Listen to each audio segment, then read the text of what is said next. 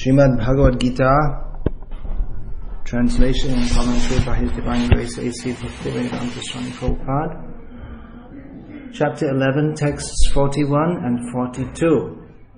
Arjuna is speaking. Sakheti matva prasabham yaduktam, Hey Krishna, Hey Yadava, Hey Sakheti, Ajanata mahimanang tavedam, Maya pramadat pranayena vapi, Yachchavaha sartama satkritosi, Vihara shayasana bhojaneshu, Eko tavapyachuta samaksham, Takshamaye tvam aham aprameham. Thinking of you as my friend, I have rashly addressed you. O Krishna, O Yadava, O my friend, not knowing your glories, please forgive whatever I may have done in madness or in love. I have dishonored you many times, jesting as we relaxed, lay on the same bed, or sat or ate together, sometimes alone and sometimes in front of many friends. O infallible one, please excuse me for all these offenses. Purport. Although Krishna is manifested before Arjuna in his universal form, Arjuna remembers his friendly relationship with Krishna and is therefore asking pardon and requesting Krishna to excuse him for the many informal gestures which arise out of friendship. He is admitting that formerly he did not know that Krishna could assume such a universal form, although Krishna explained it as his intimate friend. Arjuna did not know how many times he may have dishonored Krishna by addressing him, O my friend, O Krishna, O Yadava, etc., without acknowledging his opulence. But Krishna is so kind and merciful that in spite of such opulence, he played with Arjuna as a friend. Such is the transcendental loving relationship between the devotee and the Lord. The relationship between the living entity and Krishna is fixed eternally. It cannot be forgotten, as we can see from the behavior of Arjuna. Although Arjuna has seen the opulence of the universal form, he cannot forget his friendly relationship with Krishna. Om Jnanatimirandhasya Jnananjanashalakaya Chakshurinmilitam Yena Tasmai Shri Gurave Namaha Namasreshtham Manamapi Shakti-putram Atra Surupam Rupam Tasyagajam Urupurim Mathurim Goshtavatim Radha Kundam Girivaramaho Radhika Madhavasham Prapto Yasya Pratitha Kripaya Shri Gurum Tam Natosmi Vandeham Shri Guru Shri Yatah Parakamalam Shri Gurun Vaishnavamscha Shri Rupam Sagrajatam Sahagana Raghunatan Vitam Tam Sajivam Sadvaitam Savadhutam Parijana Sahitam Krishna Chaitanya Devam Shri Radha Krishna Padan Sahagana Lalita Shri Vishakhanditamscha. This 11th chapter of the Bhagavad Gita is atypical. The first chapter and the 11th chapter are different in many ways from the other chapters, which largely consist of philosophical discussion concerning the position of the Supreme Personality of Godhead. That's there also in this chapter, the 11th chapter, but the particular feature of this chapter is that Krishna herein displays his Vishvarup, his universal form. What does that look like? Arjuna had divine eyes, he could see it. We don't know. Thousands of faces and helmets and swords and arms and legs and everything in the universe was seen by Arjuna at once. This verse is also different from any other verse. Oh, actually it's two verses together, but they're grouped as one verse. This statement, we can say, is different to any other of Arjuna in Bhagavad Gita. And more than any other, it shows us the relationship that Arjuna had with Krishna. Arjuna knew that Krishna was the Supreme Personality of Godhead even before the battle began. The priest of the Pandavas was Dhaumya, who was a Vaishnava. It's not as the stupid mundane scholars, or just we can say mundane scholars, that they're stupid is obvious. They say that Vaishnavism it's like this Darwinistic idea that social anthropology arisen from Darwinism. There were some chimpanzees which turned into human beings, then gradually they became religious, and that was the biggest fault in the history of the human race, according to some. And then all different cultures develop these ideas they have. And so Vaishnavism was some kind of religion, and then Krishna was what is it they say? Krishna was a local folk god who got identified with the Vedic god Vishnu. Blah, blah, blah, blah, blah. And they get a PhD and go to hell with all this nonsense.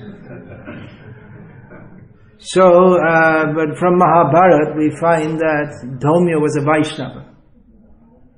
It wasn't that he was highly learned in Shastra. It was 5,000 years ago.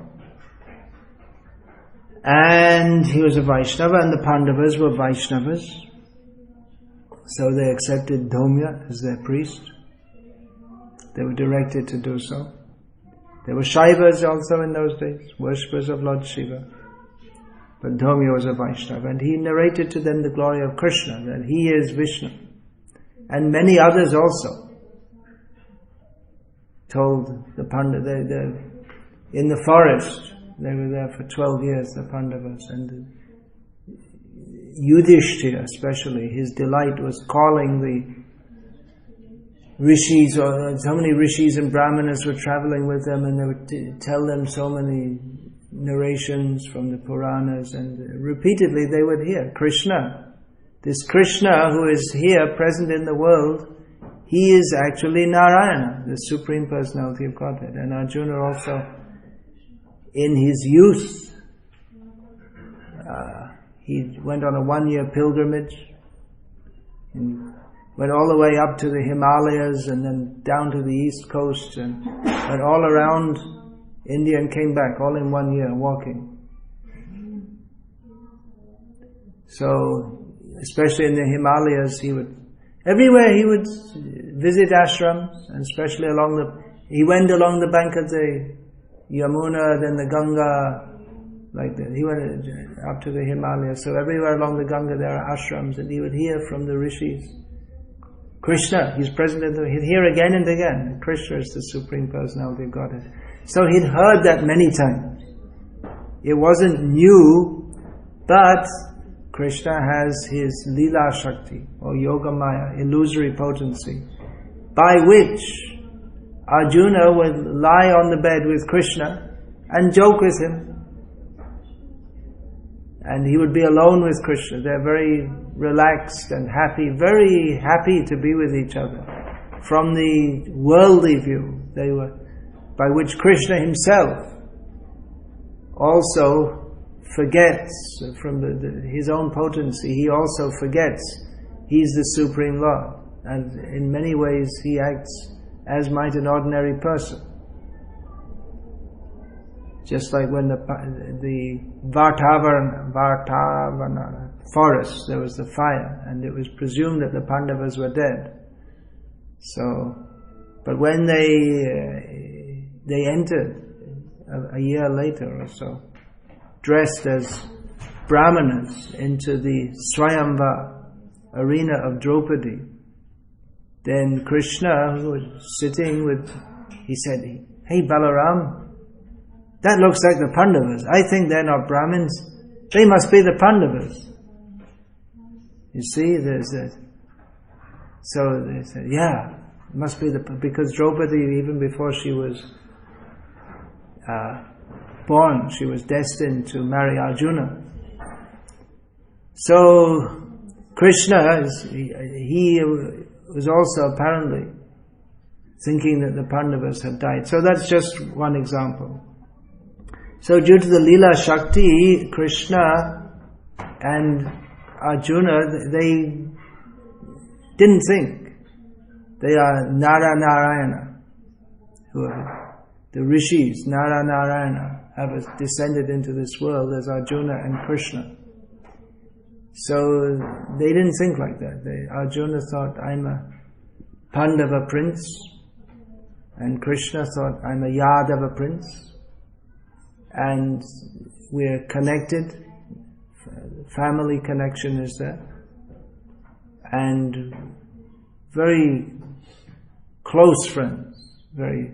So they were in each other's company. They were totally relaxed, totally happy, and the kind of relationship that big people can have with each other, where they're just, because big people, when they move, when I say big, I don't mean like physically big. They were physically big also, but it's just like if you see a big man of this world. You don't see big men of this world in Slovenia ever, I don't think. Is it? I mean, the president of Slovenia,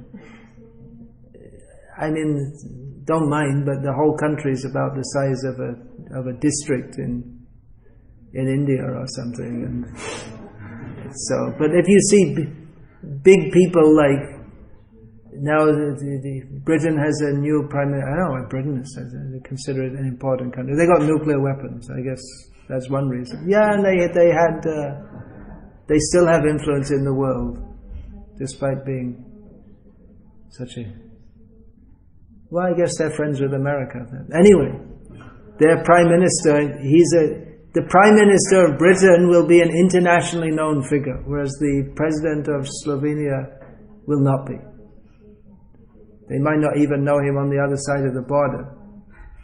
Like in Italy and Austria, most people probably never heard of his name even, isn't it? So, such people, wherever they go, they are, everyone knows, big man, and security and all this. So people know, big man, important man. And yeah, they have, they can send more troops to Afghanistan to get their heads blown off and blow other people's heads off. And they have power. So such people, they can't be very relaxed with most people because they're big men and everyone's conscious of that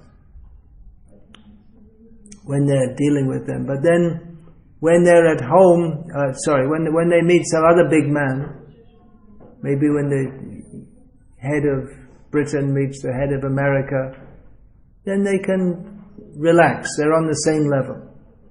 Or one devotee told me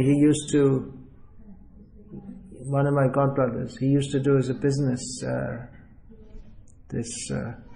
he brought together businessmen and he arranged conferences for them. He was in Hong Kong and he arranged to bring conferences of all big men. So he said he had a friend who was a multi-billionaire from Switzerland. And they used to sit and chat and relax. And he said, I presume that man presumed that I was also a multi-billionaire by the way he dealt with me, because we were very relaxed. And generally people are not relaxed with a multi-billionaire unless they're in the same category themselves. Because even a millionaire, they also feel intimidated by such a big, rich man. But my godbrother, he wasn't, because he didn't really care about the money that much anyway. So he wasn't intimidated by rich people. So like that, for a big, rich man or a very powerful man, it's difficult to find anyone you can really relax with. Everyone's on the, They're very cautious what they say. They're very conscious of the fact that the person they're dealing with is of a much higher status than themselves.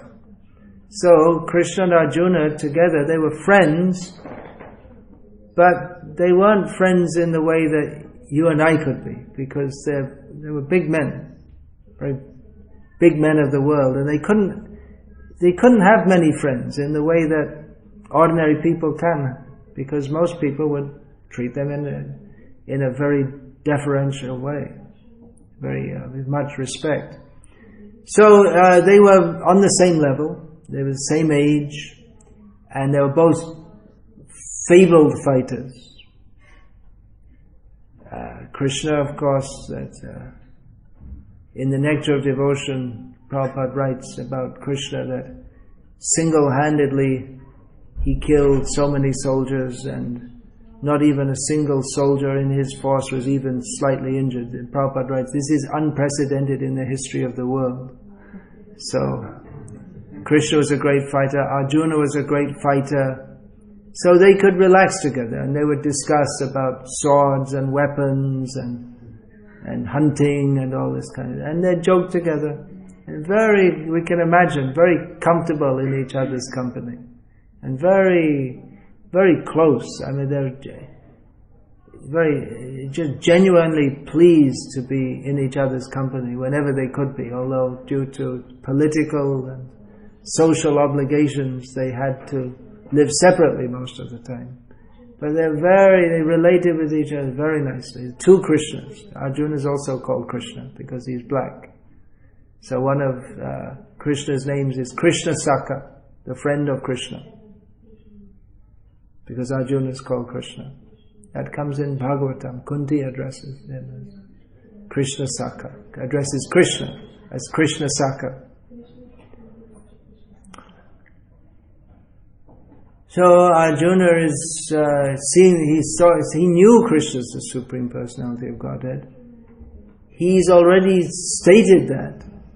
We find that in the previous chapter, chapter 10. Param Brahma, Param Dhamma, Pavitram, Paramam Bhavan, Purusham, Shashvatam Divyam, Adi Devam Ajam Vibhum. You, Krishna, are the Supreme Truth, the Supreme Abode, the supremely pure person. You are the Pavitram, you are the origin. No, Param Brahma, Pavitram Param. You are the supreme, pure. You are the eternal person, Purusha, Shashvata, eternal, transcendental person. You are the origin of all the demigods. You're unborn, you're all-powerful. So Arjuna knew that, but when he saw the universal form, it really brought it home to him. When he said Param Dhamma, Param Brahma, Param Dhamma, he didn't at that time say this Saketi Matva Prasabam. Prasabam means in a somewhat rude or arrogant, how does Prabhupada say? Presumptuously. It's like overstepping your limits. If you're acting above your station, just like if Krishna and Arjuna were lying on the bed together and relaxing, but if some servant came in and thought he would also lie on the bed, that wouldn't be proper. That's not his station. That would be presumptuous. He was overstepping his station. He would be. So Arjuna is now saying, oh, I was lying on the bed with you, talking with you, joking with you, laughing with you, sometimes insulting you. Friends, if you're good friends, you're sometimes, especially Kshatriyas. Brahmanas might not do that, because then they'll be cursing each other and everything. But Kshatriyas, they'll do that. Kshatriyas will do that. They'll say, one will come back from the fight and say, oh yeah, I really dealt with them, and the other would say, yeah.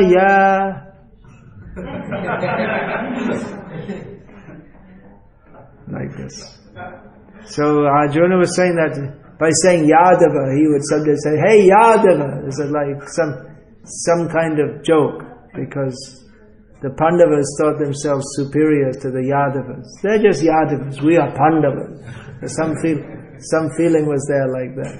So you'd sometimes call, oh, Yadav, like this. So now he's thinking, oh, I overstepped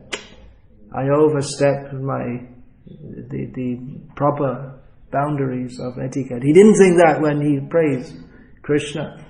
But now, what does it mean actually, that to be the supreme truth? Krishna is displaying that to Arjuna at Arjuna's request. I wish to see that form by which you are the universe. You told me so many times that you're the origin of the Maya Dhakshena Prakriti. Yeah, by me all the Prakriti, all the material nature is going on, and then this Bhumirapo Nalo Vayu, all these are my separated energies, earth, water, fire. Mayata tamidam sarvam jagada vyakta murtina. This jagat is my unmanifested form. So, okay, why don't you show me? It's nice hearing about it, but picture's worth 1,000 words, right? So, let's see it.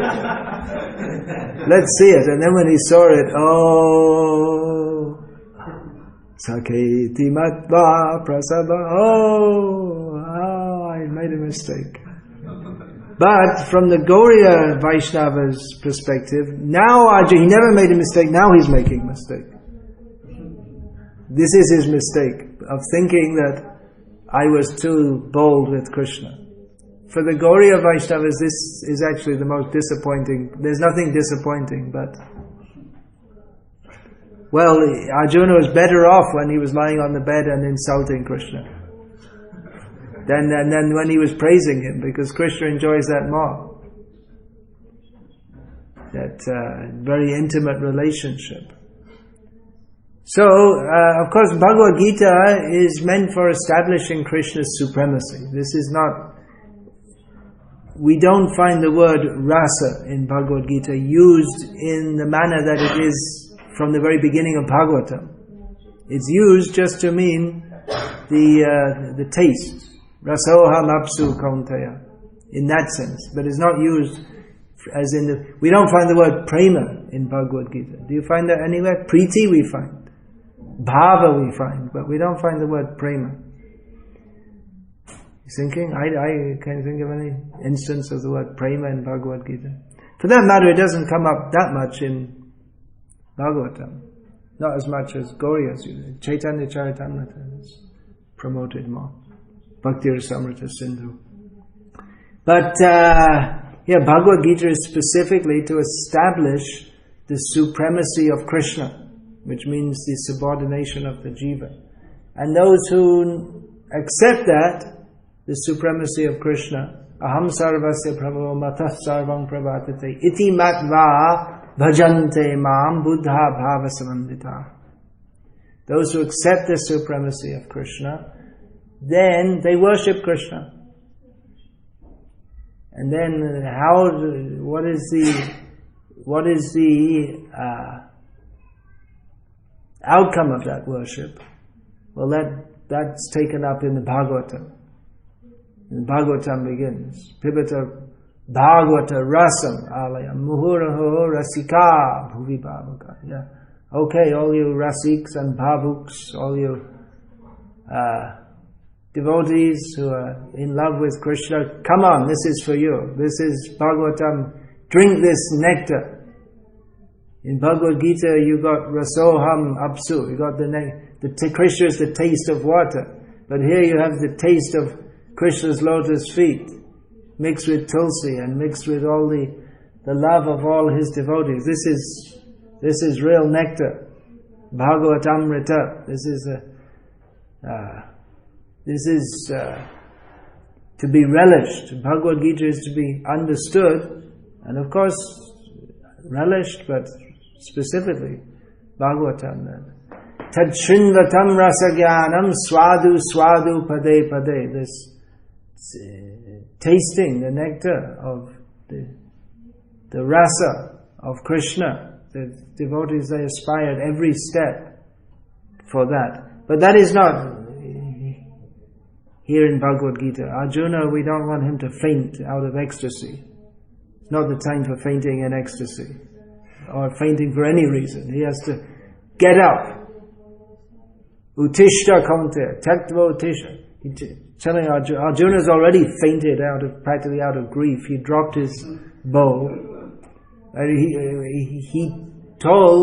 made a vow, if anyone tells me to drop my bow, I'll kill them. He dropped it himself. So he's practically dead. Practically dead with grief. He's having a nervous breakdown. He's an emotional wreck. So Krishna wants him to stand up and fight. You ready to do what I say? Krishna says to Arjuna at the end, you ready? You're such an idiot. You're incomplete. Just talking all this nonsense. Is your illusion dispelled? Yes. All right. I'm ready. Okay, get up. Let's go. Time for fight. No more of this. So bhav and prem and all that. All right, but Arjuna's bhav and prem was shooting arrows, killing so many people, hundreds and thousands. And Krishna was very happy. Very good. This is what I wanted you to do. So Arjuna's prem is expressed in that way. But Bhagavad Gita is to establish Krishna as the Supreme Personality of Godhead. So Prabhupada elsewhere in this chapter comments that Arjuna or maybe it's not in this chapter, elsewhere, he comments that Arjuna, by apologizing to Krishna, his standard of devotion came down. That as long as he was thinking Krishna is my friend, he's insultable by me. Of course, he didn't consciously think like that, because in friendship, that relationship is a very intimate relationship. As long as he was thinking like that, that's more pleasing to Krishna. But as soon as he thought, oh, Krishna, he's so great, then his hesitation in dealing with Krishna and apologizing to Krishna for his offense, which is not an offense. If anyone who's not a devotee of Krishna insults Krishna, then he goes to hell. But for Arjuna to insult in jest, that's very pleasing to Krishna. So Arjuna is his devotion to Krishna is mixed with knowledge of Krishna's opulence as the Supreme Personality of Godhead. That doesn't overwhelm his relationship, as it is in Vaikuntha. There's the sthai bhav, you can say, or the overwhelming emotion of here is the Supreme Lord. And in Dwarka, that's mixed, and it's different according to different devotees. But everyone knows he's our head he's the protector of Dwarka, he's our very beautiful Dwarkadish, but he's also the Supreme Personality of Godhead. We're very fortunate to live with him as the Supreme Personality of Godhead. They're all very much aware of that. In Vrindavan, it's different altogether. They don't know, or even if they do know, it doesn't make any difference to them. Because as far as they're concerned, he's our Gopal. Yashoda also had a vision of the universal form of Krishna within his mouth. And then she was thinking, oh, you see, he must be the Supreme Lord, and I'm thinking I'm his mother, and Nanda's my husband, and this is all illusion, and this and that. And Krishna thought, this is terrible. I don't want my mother to think I'm God. So then he wanted to drink her breast milk, and then she forgot it all completely, and never thought of it ever again. Because her maternal love for Krishna totally overpowered any thought that he could be the Supreme Lord. In Vrindavan, they also know Krishna showed them the vision. They also know he's the Supreme Lord. He showed them the vision of the spiritual world. That's there, right? Showed them all. Yes, you're all going to go there. I thought, oh, that's nice. Okay, well, we have to get up early tomorrow morning to cook again. Krishna eats a big meal before he goes out, so Okay, put him to bed. He has to sleep. He's been out with the cows all day. So put him to bed and let him sleep nicely. And he just showed them the vision of Vaikuntha, and they come home and they already forgot it all. So here in Bhagavad Gita we get some insight, just a little insight into the intimate feelings of the devotees for Krishna, which is really the subject to be considered. Atato Brahma Jignasa. In the human form of life, we should inquire into the nature of spiritual reality. So, alright, when that's done, then the next thing is Pibata Bhagavata Rasamalayam, then drink the rasa, then it should be Atato Rasa Jignasa. We should inquire into, alright, the Supreme Lord, alright, so we accept Him, we worship Him, then what's next? Is He so distant that we're, as in Islam they say, that He's so great you can't know Him. But we want to know Him. He's our supreme well-wisher, and we can know Him personally. Just like Arjuna was alone. He says here, I was alone. So many times I was alone with you. What a privilege. How many people are going to get that privilege? To be alone with Krishna. You can be. That's possible. Alone or with many, and intimately connected with Krishna. So this is the special gift of Vaishnava theology. God is great, but what is His greatness? His greatness is not His greatness, but that He has, His love is more than His greatness. He takes away His greatness so that He can love. That's His real greatness. Hare Krishna. I won't speak any more now. All glories to Krishna and Krishna. Krishna and Arjuna. Any question about this? Yeah. I have a question. Yeah. Is it possible, like for us, ordinary jivas to become... Is it possible for us, ordinary jivas, to become Arjuna? No, you can't become Arjuna. Intimate friend of Krishna. Yeah, we can. But we're not going to become the Pandavas or Mother Yashoda. We can get a similar position. Just like in Vrindavan, there are so many gopis on the age of Yashoda. They're not going to become Yashoda. Don't even bother thinking about it. You're not going to become Yashoda. You're not going to march into Vrindavan and kick out Mother Yashoda and say, hey, now I'm Mother Yashoda. That's not going to happen. But you can become a gopi on this age of Mother Yashoda in the Leela, and Krishna will come and steal your butter and pinch your children and make them cry. And then in Govardhan Leela, the boys of the gopis, Krishna becomes them all. So you can directly feed from your breast, which you don't have now. Transcendental breast, transcendental milk for transcendental Krishna. That is possible. Or we can become, even better, thinking that I will become Arjuna. You can become the servant of Arjuna. Servant, an intimate servant. He'll also, when Krishna and Arjuna are joking, the one who's an intimate servant of Arjuna will come in. An intimate servant, you won't even notice him. Sometimes people say, oh, my guru, he doesn't notice me. If he doesn't notice you, that for an intimate servant, that's the sign of intimacy.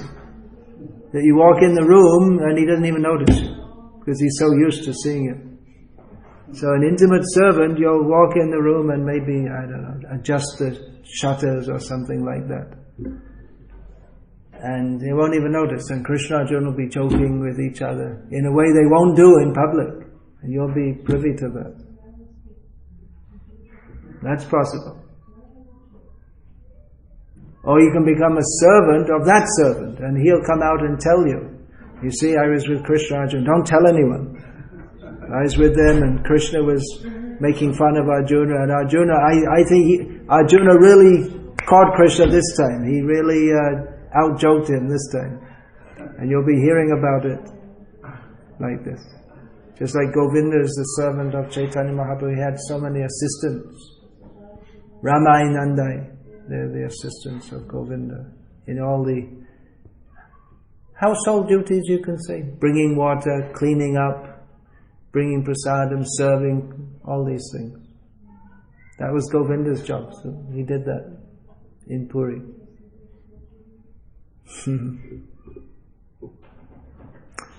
Anything else?